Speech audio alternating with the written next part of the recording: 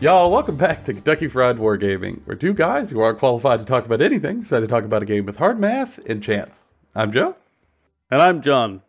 And on this episode, we're going to get into a topic that could be a little spicy, which is perfect. Spicy, muy caliente. It's 3D printer adjacent, which always gets just a little bit of spicy compared to some other episodes.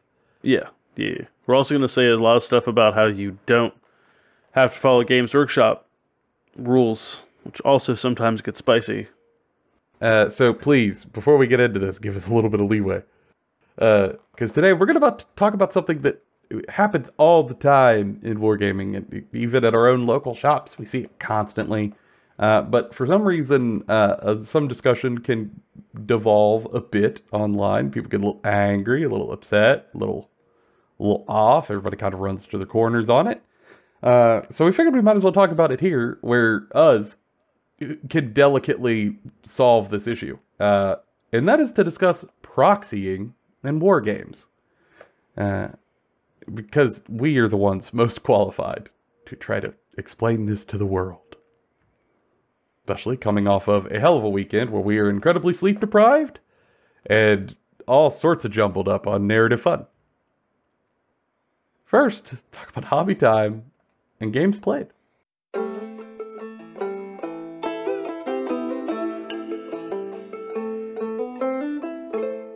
Alright, John. Well, I know the answer to this because we have had a similar time lately, but what you been working on? So, first off, hobby stuff. I built this thing. It's big Tontor. Oh. Big dinosaur. This is going to look terrible on camera, but big dinosaur. Littlefoot? Working on that. I also pulled out and repaired a doom wheel for Skaven, right? You didn't even stop for my Land Before Time reference. No, I gotta keep going. Are you just angry you're more of a chomper guy? Like, gotta go fast. It's the doom wheel stuff. I like Spike. God damn it. But, yeah, so I worked on, like, preparing some Skaven models for AOS 4, which is probably what I'm gonna start AOS 4 with, because it's rat time. It's the radicalism. It's rat 30. Working on my Wardrune for Conquest, the tournament in July. I want to try to be fully painted for it. The tournament doesn't require it, but I think it would be fun to do like the Conquest tournament with like actually fully painted Wardrune to the standard that I want them to be, with like basing and stuff. I think it'd be really fun. And I gotta test my list a bunch before then to like really know what I'm doing before I go into 4 rounds in a day. Are they gonna do 4 rounds in a day? Maybe. I think it's either 3 or 4. It's one of the two. 4 rounds of wargaming in a day is nuts. I think it's 3 rounds, with the 4th round being a tiebreaker, if I remember correctly. Alright, I want to submarine my way through so I don't have to play 4 rounds. Alright, whatever. Joke's on you. You're going to make Nerds Chat really happy with a #1 podium victory or whatever. Oh, Lord. I don't want to have Stick to it to present the my chat. accolades to Nords Chat. You can't go in there and just say positive stuff about the Nords. They'll eat you alive, John. And if I put 2 units of trolls in that first place list, holy shit, it will be a madhouse. And then the other 2 things I'm working on directly after I finish working on the Tontor is going to be my Necromunda gang for Delec and my Star Wars Legion Rebels. Just got a ton of hobby stuff on my plate I want to chew through, start working on. But I think I'm going to do like little pieces here and there to help break up the Wardrune stuff I got to get done. I think if I just sit and did all the Wardrune stuff from start to finish, probably end up feeling a little burnt out. Yeah, so I'm going to do like big monster, something else. And then I'm going to do some infantry and something else. And then I'm going to do some infantry again and something else. And I should be mostly caught up by then. Other than that, games played time. So many. We did our narrative event, Joe HammerCon, around 40K, which we will cover a whole episode about talking about in the future, but we played for at our local shop, rented out their play space, had 10 people. Yeah, we filled 5 full tables. 10 people. We ran like 5 planets with 5 individually like written narratives that all like collectively got together with like stuff that was going on in the sector. Overall, yeah, it was a great time. Everyone had a blast. It was sort of our first like toe tip into this sort of like more structured narrative, where we sort of blended our like LARP background with like our Warhammer experience. And it worked really well, and we're going to build off of it and see what other things we're going to do, and we'll talk about it here on the show. But that was a shared experience we did, Joe. Mm-hmm. What else are you getting into? Oh my good lord. My life has been a passing montage of painting terrain for the past 2 weeks. To get ready for Joe HammerCon, some of us painted whole tables of terrain to like really push. We both did. Yeah, we both did. So to push that narrative, I had someone 3D print me some tile terrain, and it had some issues with supports and stuff, and made that hobby project take a long time. And I probably spent 40 to 60 hours getting all of it prepped and painted, and everything kind of became a blur to try to get it done in time. I had to like take a day off work and spend a full like 10 hours in one day painting. It was nutty. And eventually stuff just kind of started blurring. But eventually I got it done. That was the fumes, actually. That was you just got really hot. I didn't put on the respirator. Yeah, it was rough. I went outside with the rattle cans, and whew, they were good rattle cans. Out here doing whippets in the front yard. Whippets for the greater good. Yeah, my neighborhood loves me. Oddly, not the weirdest one. But I did get it done. I got it done an hour and 36 minutes before everyone got to my house. But I got it done, damn it. So that's all done. I also did a little bit of modeling I about said the thing or too early. But I did some modeling and got some stuff prepped to actually have my models ready on the table. Glue and magnets to their bases for transport, stuff like that. Just to try to make sure everything is actually ready to get thrown in a box and get transported. But otherwise, it was so much terrain. It was so much terrain. And also some list prep. To go into a Joe HammerCon, oftentimes John and I kind of have to teach the games and answer a lot of rules questions. And I knew going in that this is a new Tau book for me. So I have no experience with this new army, this new book. It just dropped. So I was going to have to try to hedge my bets a little bit on my attention span. So I took some time and made some notes for myself about the new army to try to like lessen the mental load so I could help people a little more. Made some notes about who has marker lights, who just regularly guides, what's the stratagems, blah, blah, blah, blah, blah, blah. Which I spent like 4-ish hours on probably throughout the week, which was nice. And then played 3 games at Joe HammerCon. We will do a full breakdown of Joe HammerCon. It was a blast. I had a lot of fun. And I want to do more of it. We had some lessons learned that we can improve on. We had some stuff that, we shouldn't touch at all. If anything, go even more ham on.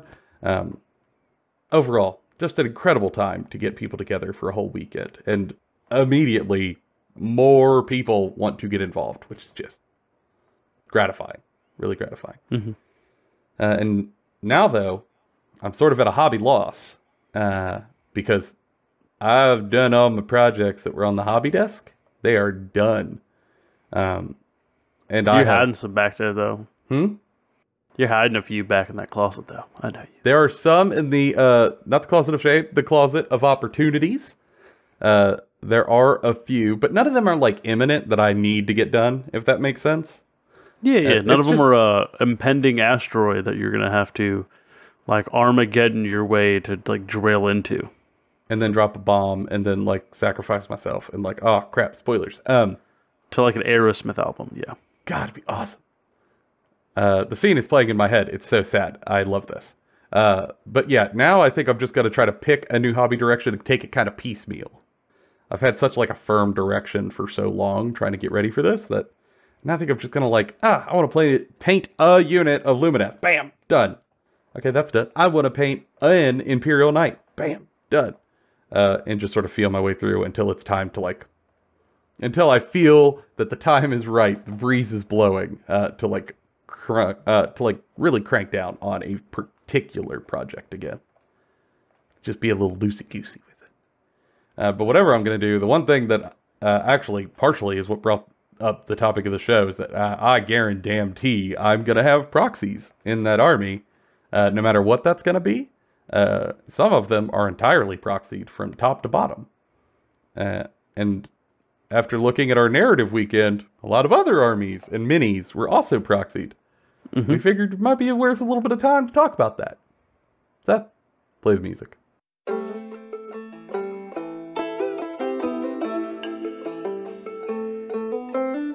All right, John. We got to start these the way we structure all of our episodes. First, definitions. Of proxying. Yes, I gotta say, this is one of the hardest bits I've had to define for the show, because proxying's got a broad stable of uses. Yeah, so I think the type of proxying that, just to start off with, that everyone is probably the most familiar with is, my squad of dudes I built have flamers, 2 flamers, and 2 mining lasers in them. I don't want to use those for this one, so I'm going to change those flamers into grenade launchers. And I'm going to change the mining lasers into seismic cannons. Right? You're just swapping weapons on a squad to something else, right? Like that's proxy. You're proxying them as something different. Happens all the time. Maybe you have a character that just has like a power sword, but instead you want them to have like a power fist. Whatever, sure. It's a proxy. Proxy. It's a light proxy. It's a proxy. Proxying is also going, I have this unique, super cool battle suit that references like this character I have in this narrative, but like the normal rules for a Cold Star like battle suit commander doesn't really fit him, so I'm going to give him Farsight rules, and run the Farsight profile for this character. Okay, that's another way, right? A little bit more advanced. Riffing from me the past weekend. Yeah. Other times it is, I have completely 3D printed my own army, and I'm going to, and it is completely divergent from the GW style, but I'm going to use the rules from this faction to simulate what they are in my head and on the table, right? Like maybe you have like a different sort of like space bug based around beetles or like flies or something, right? Maybe you have a very bespoke, special sort of like space army, and you're going to use Astra Militarum rules for it. Right? Maybe it's like the U.S. military, but in space, with like M1 Abrams tanks and stuff. Right? Like, people have used like Halo, the old Halo miniatures before in 40k as Astra Militarum stuff before. Also proxying, right? That is also like proxying, and there's everything else under the sun you could possibly imagine. It is everything from like switching out a gun, to switching out a model, to switching out entire armies to reference other things. It can be anything. Yeah, I mean, really, I think the broadest definition is that proxying a mini is just replacing a mainline model in some game system that you play to have a replacement model that is more to your liking. And that's really all it is. Like, I think the most common one is probably kit bashes and, like you said, like WYSIWYG situations. Yeah. Like, just changing guns and whatnot, or kit bashing yourself a cool hero. You play White Scars, you don't think that the current Games Workshop minis that are just basic Marines are White Scars-y enough for you. You want more like Mongol or Samurai flavor.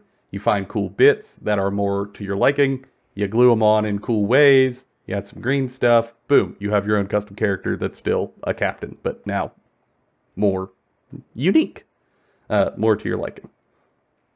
And I think when people talk about it, really the thing that's hard to get your head around is why other people do it, because there are, just like there are a wide range of ways to proxy, there are a wide range of reasons why people might want to proxy, why we proxy.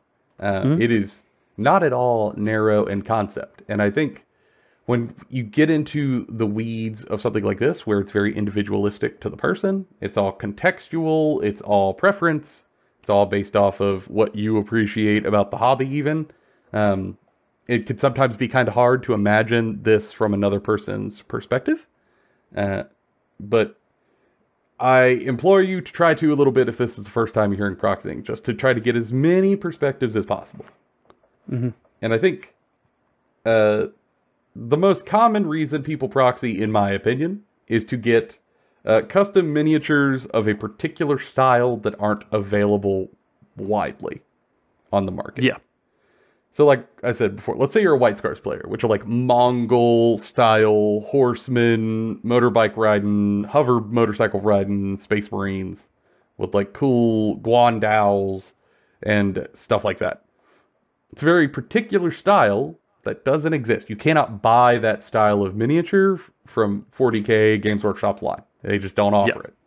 They might have a character or two, but they don't have like individualized models for each of those. Yep, it's not a thing.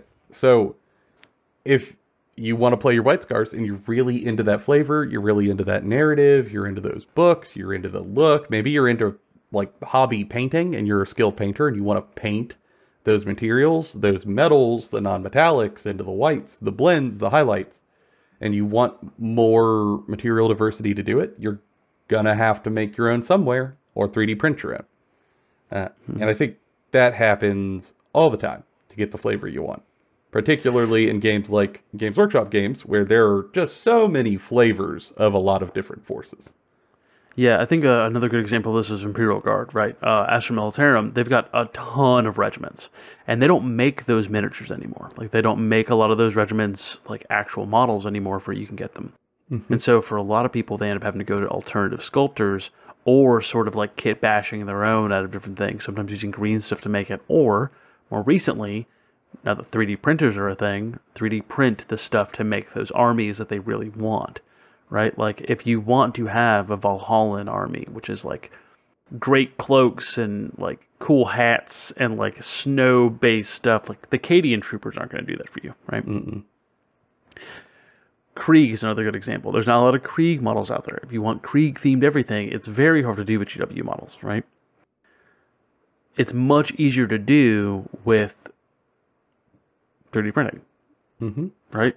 And unfortunately, a lot of that sort of play and that sort of doing stuff is looked down upon in a lot of playgroups because of GW's stance on it, right? GW doesn't like 3D printed models. It tears into their business model. They don't like it in their stores. They don't want it at Warhammer World. They don't like it at their events. And so some people believe that that's how you should run all your other game stores and run like your playgroups. My argument is no.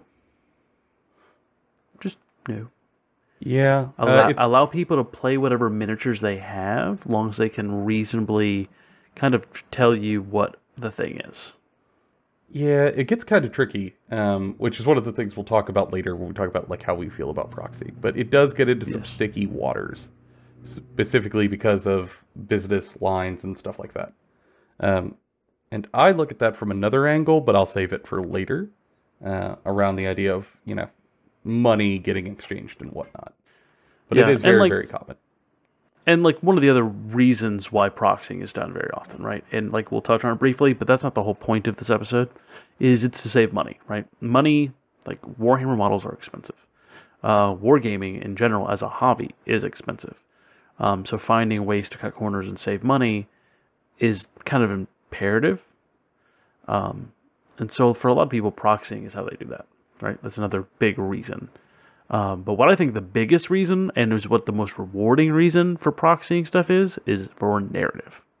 Yeah. Right? Like, yes, we can all have the same Void Dragon. Yes, we can all have the same Farsight.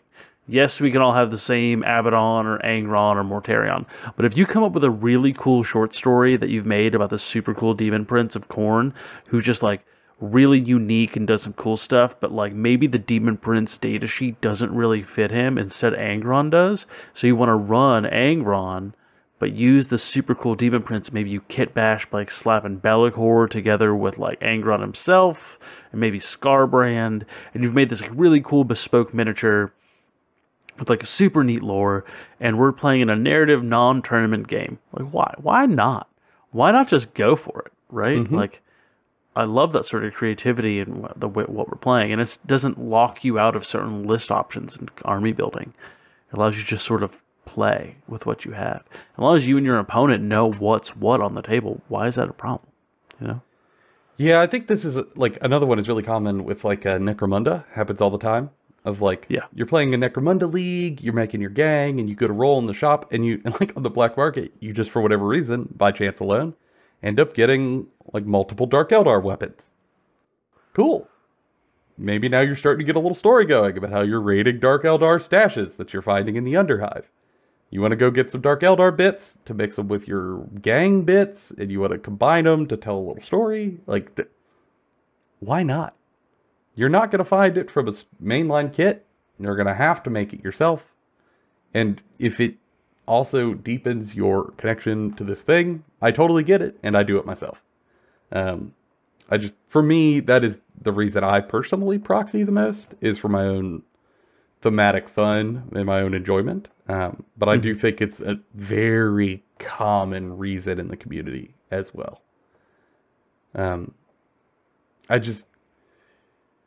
This is a broad topic, and I'm sure there are a number of other reasons people approach this that we just totally forgot. But I think for me, those are the big three that I hear the most when I'm like at the game store and we're just kind of shooting the breeze, trying to talk through like what people's armies are and see a cool mini and go, oh, where's that from?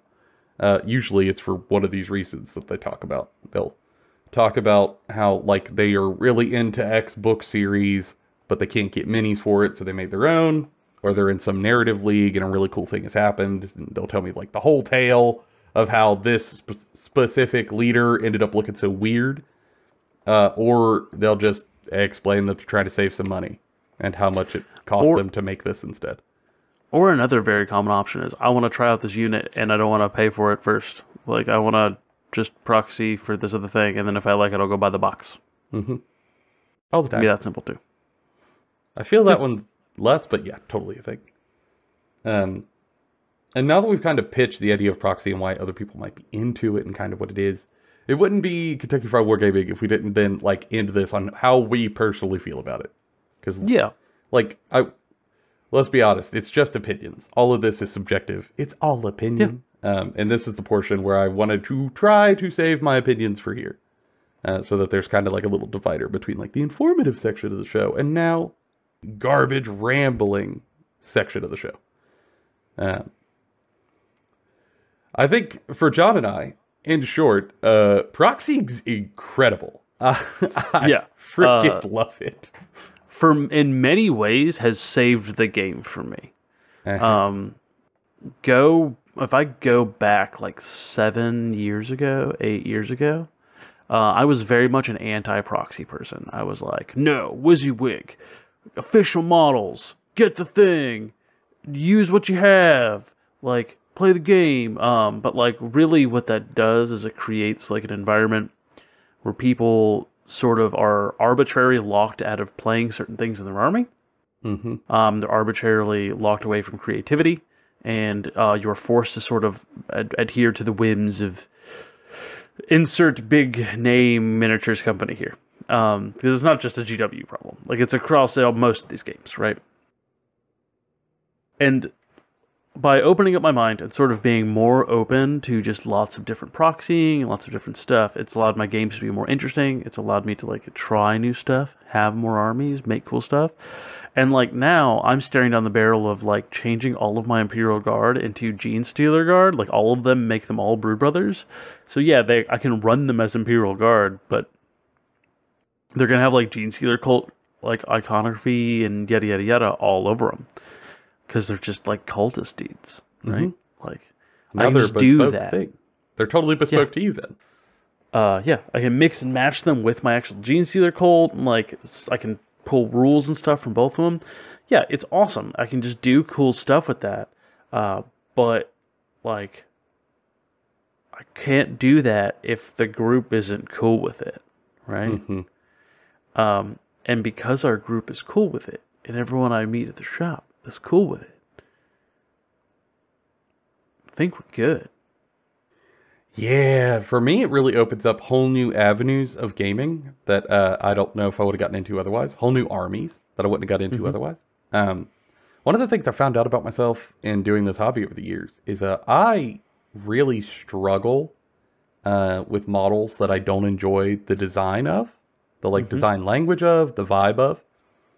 Because of how much time we spend in the hobby painting, I spend a lot of time staring at the models, especially when painting them. And generally speaking, I don't do super fast paint jobs, so I spend a lot of time staring at my miniatures and thinking about them and where they fit in the world. And if I come up to a model that I do not like the look of, I do not like the flavor of, I'm doomed. I'm going to bounce. I'm just going to bounce off this thing. I know it's going to happen. It just will. I mean, it happened to you with Skaven. Like, you really liked Skaven, and you were very interested in Skaven, and you ended up bouncing because they had models older than you. Yep. I tried Beast of Chaos, and again, bounced because those models were old, and I didn't like the look.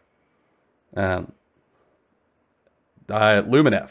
I really like that army mechanically, and I like the lore, but the style does not work for me. Not a fan of that style of Lumineth. Like the army, but I would be locked out unless I wanted to paint a whole army that I do not like the look of, which I think was not a great thing for anybody to have to do. However, I happen to have access to a 3D printer and a bunch of bits online and some skill with CAD. And with those things combined, I can make Lumineth that now work for me. An army that I otherwise would have never been able to play, all of a sudden I can play. Because now it's no longer the scale mail, long, hard to transport, barrel of monkey spear style with like huge Kentucky Derby Sunday hats. Now mine are in the style of a Greek epic. They look like hoplites. It's very much Greek hero inspired, with shields and short spears, and they got the crests, and all the heroes look like they're out of the Odyssey. It's a whole nother flavor, that all because I was able to proxy. I'd make them for myself, all my own. From a 3D sculptor online who made a great line, and then some just like additional bits on the side. And now that's an army I deeply enjoy, and I just talked about it at the beginning of the episode. I'm going to paint more of it. I'd have bounced otherwise. And sometimes you just you get a GW kit and you're like, I love 70% of what's in here, right? Like I love most of the bodies and maybe the heads and the arms. Maybe the guns just don't look the way I want them to. And so you just go find new guns, right? Sometimes one of the big things in the guard community is I don't want tracks on all my vehicles. I want wheels. I want all my Toroxes to have wheels. All right, cool. Slap some wheels on there. Love it. Cool. Necromunda also, as a community, they are constantly kit bashing, making bespoke things, making cool conversions, making cool kit bashes. Again, right there, boom. There's so many non-traditional gangs out there that just they're not the box gang. They're a bunch of mixed bits. It's great.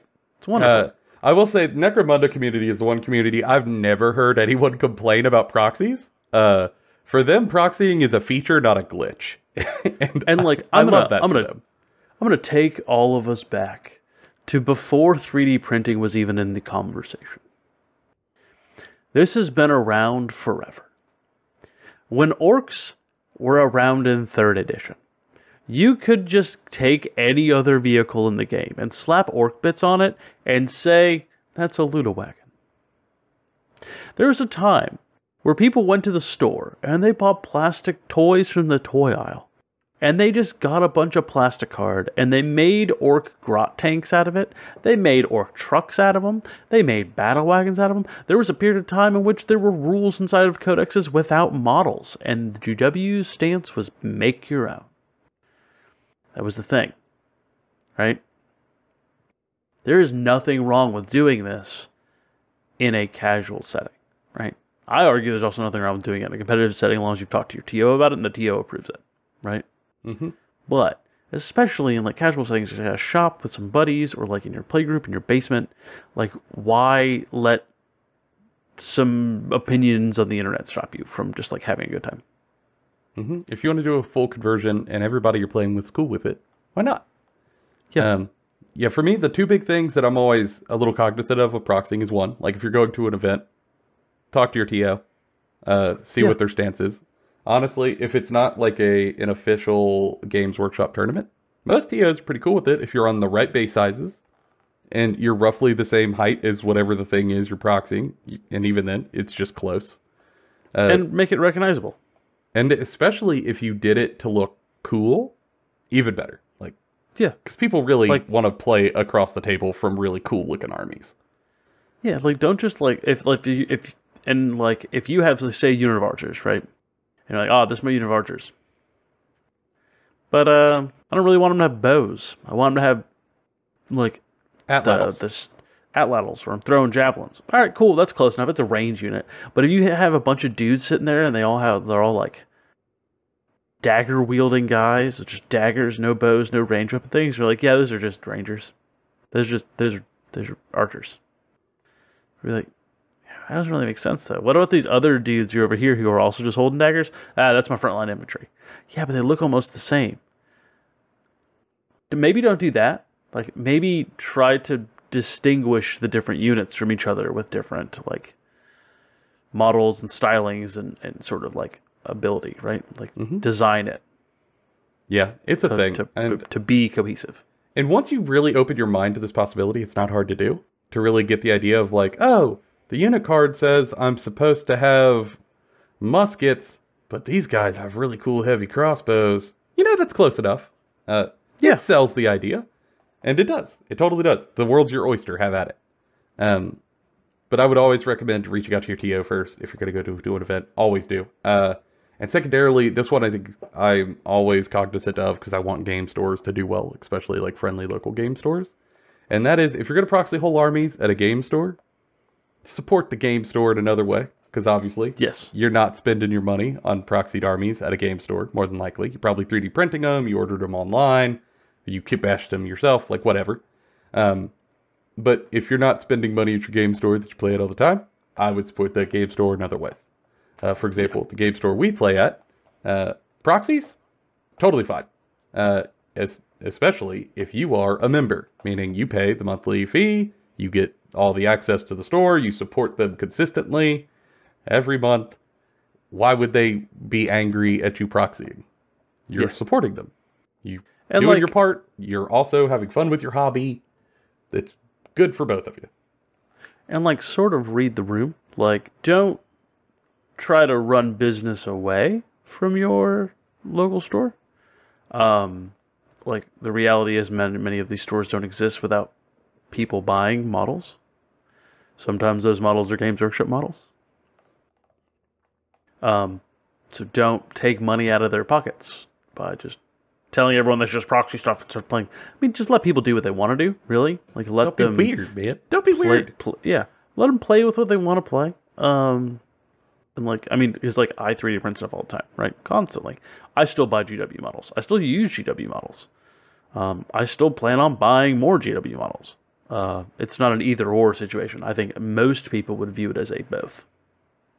Yeah, because I think like there are some people who get really like tribalistic about it in the camp of only official models or 3D printer go brr Reddit. Like, those are the camps, and they're just dogmatic about it. But overwhelmingly for me, it comes down to like, do I like the model they're selling me, and do I think the price for that model is reasonable? If yes, cool, sick, I love that. I'm gonna get that. If the answer is no to both of those things, well, of course, I'm not going to do that. Like, any reasonable person would understand. Yeah. So just don't be weird. Don't be weird. And if you've never really gotten into proxy, or you've never done your own, like, big kit bash, I would say just try it. Just try it. Like, if you're out there and you're listening to us and you're on the more casual side, and all you've done is buy, like, models off the shelf, that are pre-made, what can it hurt to try a little project where you take a hero in whatever army you like to play, whatever game system you like to play, and then you make it your own. Try giving it a weapon that's from somewhere else. Maybe you get it out of another miniature game, maybe you get it out of a bits box somewhere, maybe you 3D print some pieces, maybe you sculpt some pieces if you're a real overachiever with more skill than me, and you like get out the green stuff and the sculpting tools. And all in all, you make yourself some pieces, you put them together in a unique way, and just in a very contained way, try proxying. See if it doesn't feel a little different for you when you get that model all done. You get it primed, you paint it, and you see it finished in front of you. Entirely unique to you. As just a little exercise to see how the other side lives and how they enjoy it, and maybe get a little taste yourself. For me, that'd be the big one that I would encourage everyone to do. If you've like truly never thought about proxying before, just give it a whirl. I think it's a great time, and it has expanded my hobby horizons just immensely. Truly, like, I don't think this narrative thing John and I just ran and put all this work into and time and had all this fun would have happened if we weren't sort of onboarded to the idea of making stuff our own by proxying minis in little ways. Yeah. Yeah, I think it absolutely enabled to like have this cool narrative thing. Yeah, it sort of puts you in at the wheel of what you want to do and how you want to do it. And I just, for a hobby that we only get to do for a very limited amount of time, I just think that's generally good, especially for people who are here listening to us. You're more casual folks out there looking for a good time. This is a hell of a way to increase the amount of good times you can have. At least, in my opinion. But for us, I imagine we've left some stuff out. Particularly, I suspect we missed some huge reasons why people out there are probably proxying whole armies of stuff. And if we did, I would love to hear it. Very much so. Please leave it in the comments or reach out on Instagram or whatnot. We are happy to to explain and hear more. Also, if you want to start proxying yourself, or you want to hear more about like how I kit bashed an entire Eldar army to be mine and like how that works, and you want to see a show on that in the future of like the basics of digital kit bashing, let us know. We can do that. Yeah. It's been a great tool for us to like grab bits from a bunch of places and make our own unique stuff. Maybe for y'all too. Why not? For now though, now that we've done all of our terrain pieces, I imagine we got more proxies on our own plates. Yes. So, if you like this, like it, subscribe, follow us for more stuff. You know the algorithm things if you want to see us do more stuff. Otherwise, we'll be here every week. And tell us about your proxies. Tell us about stuff you like. For now, that's been all of our opinions. Bona fide and Kentucky Fried. We'll see y'all in the next one.